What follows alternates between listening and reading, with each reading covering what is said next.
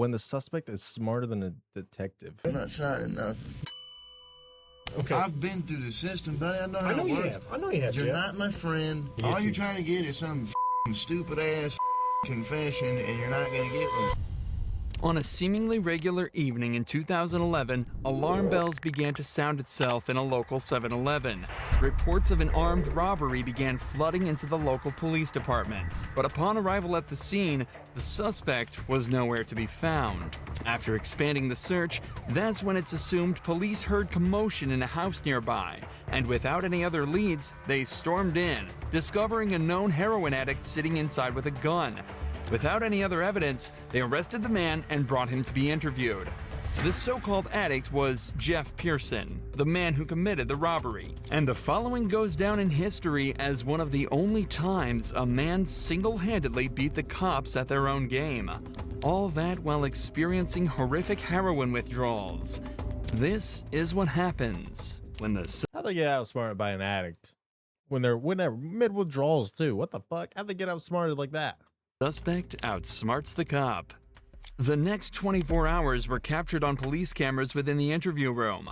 But conversely to most footage similar to this, it was originally uploaded to the suspect's own YouTube channel on the 25th of September 2011. This is the first sign of what makes Jeff a cult. Hold on, he has his own YouTube video? YouTube channel? He's just uploading his own interrogation on there? What? Figure and a legend within the interrogation community. Jeff was held in police custody. There's a community for interrogations? I figured that would be mostly like cops, like sharing experiences or something, not criminals. For almost an entire day, but all of the footage from the 3 interrogation sessions held barely 15 minutes. Given that robbery and arrest took place within the state of Georgia, the usual minimum sentence would be around 10 years imprisonment, ranging up to a maximum of life without parole. But it would transpire that Jeff wouldn't end up doing a minute of this time. And instead of serving multiple decades behind bars, he spent a day being served drinks and candy while delivering a masterclass in what to do while in police custody. The following footage shows us in stunning detail what methods the cops will try on you and how to dodge them like an absolute pro. The footage starts with Jeff handcuffed in a small windowless room dressed in prison scrubs. It's pretty comfy right there. Looks a little comfy and cozy. I think he already knew what he was doing probably when he came in this situation. It's clear he's already been processed and spent some time in a cell, likely while the cops spent some time gathering the evidence and prepared to question him. Am I under arrest? For now. I'm under arrest? Yeah, I'll explain everything, but before I explain myself to you, before we talk to each other, I need to read your rights, okay? What am I under arrest for? Well, like I said, I need to read your rights first. Obviously, the charge is robbery, okay? Jeff immediately opens by asking if he's under arrest and on what grounds. From the first moment, it's evident that Jeff has done his research, as this is exactly what you should be doing in this situation. From here, there are 2 options. If you're not being arrested or detained, you can state that you're also not obligated to stay and answer questions. And you should be completely free to leave the interrogation. If you are being arrested, you can then immediately ask for a lawyer and stay silent until you're provided with one. These options give you the best chance of stopping the police in their tracks and allow you to create the best defense possible. I feel like everybody should know that. Do not ever talk to a cop, dude. Cops are not your friends in those situations. Always ask for a lawyer. Just shut up and wait for a lawyer to get there. Never answer any questions. What's amusing is that when you're being arrested in America, the officer is actually legally obligated to remind you of this. Take a listen to the Miranda warning that this detective reads out to Jeff. You have the right to remain silent. Anything you say can will be used against you in the court of law. You have the right to talk to the lawyer for advice before we question you. If you cannot afford to hire a lawyer and you want one, a lawyer will be provided for you. If you decide to answer questions now without a lawyer present, you'll still have the right to stop answering questions at any time. Does that make sense? You've probably heard these before, haven't you? These 3 points are incredibly important and are often overlooked by the average citizen due to the panic of being arrested in the first place. Alongside this, because of how much we hear these lines in media such as police shows and movies, most people completely glaze over it when they're being read these rights, and fail to take into account that they're actually being provided with useful information that allows you to stay safe and protected while in police custody. What this detective didn't mention though is that if you ask for a lawyer while under arrest, they are not allowed to continue questioning, and you have a complete, unquestionable right to refuse to answer any questions they may ask until you're provided with an attorney. The detective also ends the rights with a snide remark about Jeff's past, meant to subconsciously remind him that he is a previously convicted criminal. Do you understand your rights? Do you understand your rights, Jeff? Yes or no? You understand? Oh, I mean, he's a heroin addict. Yeah, you already know he's been arrested before. He had a gun, just chilling in a room. We're getting paid more than you are, so we can sit here for a long time, man. I just need you to answer me yes or no. Do you understand your rights? Let's get through that question. Do you understand what I read you? Do you comprehend what I read you? Jeff has been explicitly told he has the right to remain silent, so that's exactly what he's deciding to do. Right here, the leading detective leans back in his chair. This was meant to show that he's unconcerned with Jeff's silence, and that he can stay there as long as necessary. But body language like this usually indicates some form of unrest. It's clear that the detective knows that this is gonna be a tricky few hours for them. If you got something that says you didn't do this robbery, this is your chance to talk to us. Okay, good cop. No, usually I'm the prick. You look like the prick. I am. If it's dominance we're talking about, You the good cop. No, I'm usually the prick. Jeff just took everything the cops had and dumped it in that garbage can. I'm not asking if you want to talk to me at this point. I just want to know, do you understand what I read to you? That's all my under arrest. Yes, you're under arrest. Get me back to the cell. I don't talk to you motherfuckers. Okay, fair enough. In this first round of interrogation, Jeff exhibited exactly the correct behavior given his current circumstances. He knows the cops have nothing on him. They wouldn't be there talking to him in the first place if they did, so he stays silent. And so it's off back to his cell he goes. But 2 hours later, he's brought back to the same room for round 2. You wanted a Coke? Yeah. You gonna be able to pop it open, or you need me to? I need methadone. You need methadone? Yeah. What the fuck is methadone? What is methadone? You get me that methadone or what? I don't have any. Do you have medication for it, or a prescription for it? Or? No. What do you need methadone for? Cause I'm a fucking junkie and you guys, I can't get no methadone. Wait, what is methadone? 'Cause I'm a fucking junkie and I need my methadone. Long-lasting synthetic opioid. It's supposed to help. It's supposed to help withdrawal symptoms and cravings. Interacts the same receptors in the brain as other opioids, heroin, It's a recovery drug. Oh. I've never even heard of methadone. So I'm gonna go through withdrawal here in a minute. A can of soda is all Jeff requested before he returned to the interrogation room, but he immediately mentions the withdrawals that he's likely already starting to feel. However, methadone, the drug Jeff asked for at the start of this conversation, can be used to significantly reduce the effects of the withdrawal. It can even reduce the cravings he's also probably been experiencing for the entire time he's been in police custody. How long you been using heroin? Long time, buddy.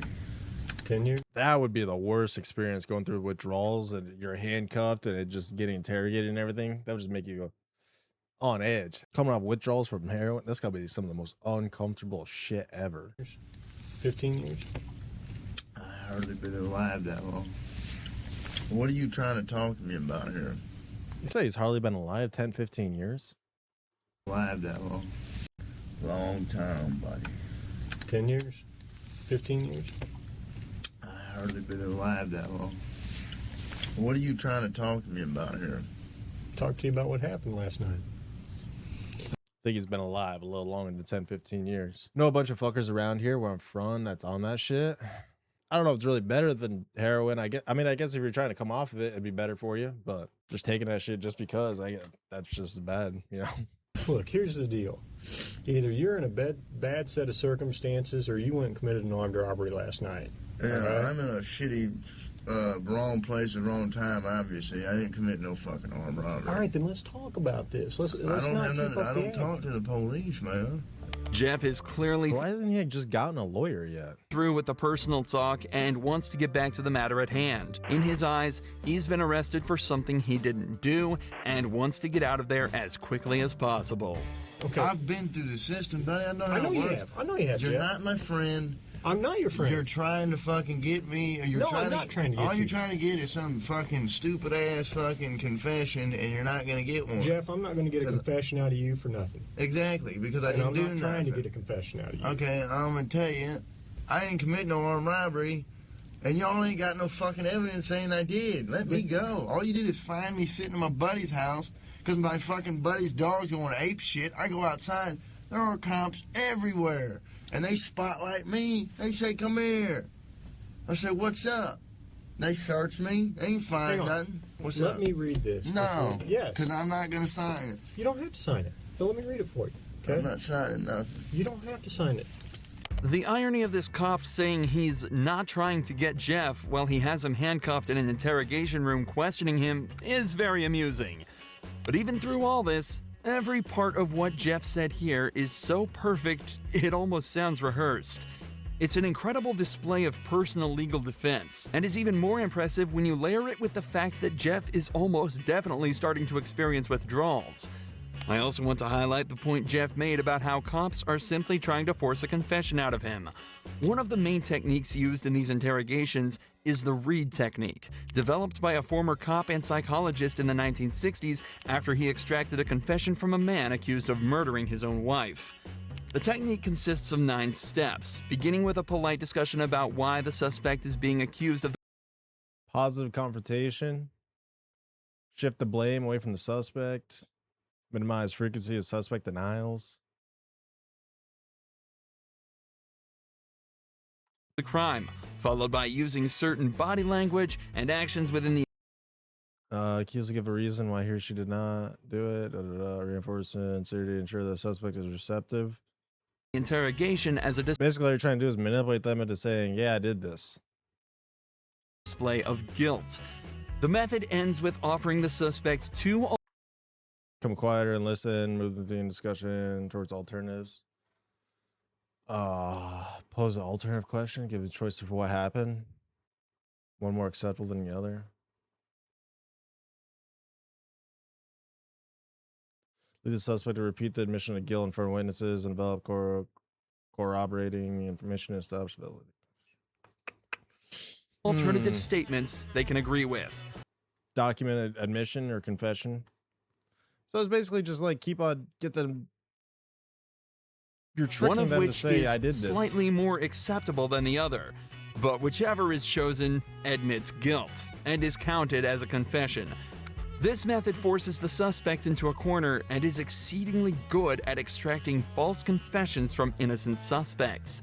In fact, the original case that technique was formed around fell apart after discovering that the man, in fact, did not kill his wife. And I feel like that's easier to get around though, if that technique, if you're just not very good at suggestion, if you're not going to be like a very like persuadable person, I don't feel like that's just going to work whatsoever. Brainwash them to tell themselves, yeah, kind of just like persuading them to be like, hey, did you really do it? Did you do it, buddy? But yeah, if you're not like easily persuaded, I don't feel like that works at all. If you just stick to their same story over and over and over again, that's just not going to work whatsoever. was tricked into giving a false confession. Absolutely next level gaslighting. Tell me what happened last night. Plain and simple. Your side of the story. Bro, just get a lawyer. Why has he not just asked for a lawyer yet? Talking to you. I'm a lawyer. All right. This is what I don't told you this understand. one. I told you I this know, one, but yeah. this is what I don't understand, What? Jeff. You were sitting there talking just like you were ready to sit here and tell me what happened last night, and then all of a sudden I read that to you, and you screw it, I ain't talking to you. I want a lawyer. I don't understand that. What changed just in the... Because I told you I already told you what happened. You didn't. How didn't I? You didn't tell me what happened. Oh, wait, did he already say he wanted a lawyer? Just like you were ready to sit here and tell me what happened last night, and then all of a sudden I read that to you, and you screw it, I ain't talking to you. I want a lawyer. I don't understand that. What Oh, changed just in the... Isn't the cop not supposed to talk to him if they requested a lawyer already? I already told you what happened. You didn't. Didn't they cover that in a video earlier? That they're not supposed to keep on talking to you once you request a lawyer? How didn't I? You didn't tell me what happened last night. How didn't I just tell you what? But now you've handcuffed me, and I can't talk to you because you asked for an attorney. So, okay, that's fine. But I will tell you right now. Trying to act all buddy-buddy like they're doing you a favor when they're really just trying to get an admission of guilt. It's pretty fucked up. You're still on a hold for a robbery. I know. I don't know why. I need a fucking lawyer because obviously I didn't do nothing. And obviously you guys know I didn't do nothing because I've been arrested for the same bullshit before and you guys don't interview me this much. So, wham bam, thank you for the coke, put me back in the cell. That's my home. You yet. Jeff has now asked for a lawyer and is once again Wham bam, thank you ma'am, put me back in my cell. Thanks for the coke. refusing to Appreciate answer it. questions. But we're only halfway through this footage, and Jeff's ability to defend himself and completely destroy this cop only gets better from here. Here's what the deal is. I have enough evidence Like what? of the armed robbery, okay? But, you know, if you're saying you didn't do it, you need to give me your side of the story. I didn't do it. Okay, well, give me your side of the story. You got, I mean, convince me. Because I got a lot of evidence. I got a lot of physical evidence. Well, like what? Name the physical. Well, I don't need to, why should I tell you that? This is where the detective starts to become desperate. He knows he's running out of time, and so has completely abandoned any elaborate techniques or methods to try and get information out of him. He's now instead moved on to essentially Damn, is he barefoot? No, wait. He's got a slipper on. just threatening him with false claims of evidence that he can easily use to convict Jeff. If all of this was true, he'd likely be trying to use it to intimidate Jeff into panicking and giving up more information. But instead, he uses a flimsy rhetoric, claiming that because Jeff hasn't helped him, he won't help Jeff. There's only a couple pieces of evidence I'm missing. Name them. What's that? Name Well, why do I need to do that? You haven't helped me out at all. You give me a little bit. First it was, oh, we got enough evidence to put you away. Now it's, you know, we're only missing a couple pieces of evidence. Why don't you just give them on over, huh? Why don't you just give it to us? Make our job a whole lot easier. But I give you a little bit. We go back and forth. I give you one of my pieces of evidence, now give me a little something. All right? What time do you get over to Aaron's house? You know anything I say here can and will be used against me. Sure, but anything you say here, I can also tell your parole officer that you help me out.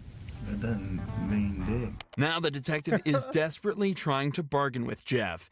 If he helps the cops out, You know, no offense, but for a heroin addict, dude, this guy's kind of fucking smart. Knows to just shut the fuck up and wait for a lawyer. he'll put in a good word with his parole officer. But Jeff immediately realizes that means absolutely nothing. What does a gold star mean if you're stuck in prison for 20 years?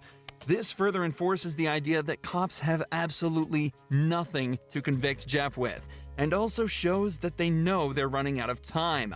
Jeff has asked for a lawyer, yet they're still sitting there questioning him, as if that's not a blatant violation of the rights that they have read to Jeff on 3 separate occasions. They know that if they don't get anything out of him soon, their time will run out, and Jeff is watching the clock closely.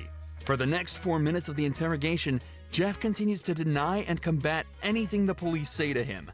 They bring up the gun that he was found with, continue to try and strike a deal, and even try to scare him by taunting him with what being back in But that's the only thing they get him on is like he's a heroin addict and had a gun. But if they would have said, I give you a methadone, you tell me what I want to know, you probably would tell on itself, to be honest. Yeah, I just don't know. I don't know, like, the whole, like, legality of that. I don't know.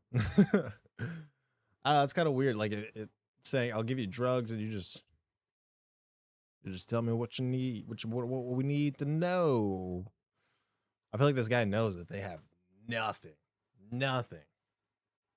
and he's just trying to buy some time, and then he's gonna go out and just buy some new shit. prison would be like, and without any of the drugs he's grown a dependency to. But throughout all of this, Jeff stays totally stone-faced. He knows he's almost won. I'm done, man. Fuck this. I'm not even answering. All this shit that I just said is gonna be fucking written in the discovery now, right? What? You haven't said nothing. I mean, every little stupid thing that you've asked me, dude, is gonna be in the discovery. I'm not even going to do discovery. The prosecutor is. Okay. So, you halfway know the system, how things work, and you halfway don't. Am I right? I half-ass know Yeah. that the only reason I came up here is to get a fucking Coke. Okay. And I got it. But now I want a Butterfinger. But that's not going to happen for a while. What, the Butterfinger? Yeah. Why not?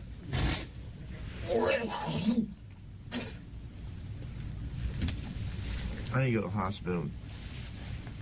I'm coughing up blood. Hey, he just wanted a Coke and a Butterfinger. Now it's just being questioned. Maybe that's all he wanted at the 7-Eleven is a Coke and a Butterfinger. He didn't really rob it. He just wanted a Coke and a Butterfinger. Let's go to the hospital. For the last few hours, the police have been questioning a man who is clearly in pain, denying him access to the legal prescription drug that would help him deal with his issues, and questioning him repeatedly on a crime for which they have no evidence for. All the while, Jeff dealt with this as casually as possible, asking for sodas and chocolate bars.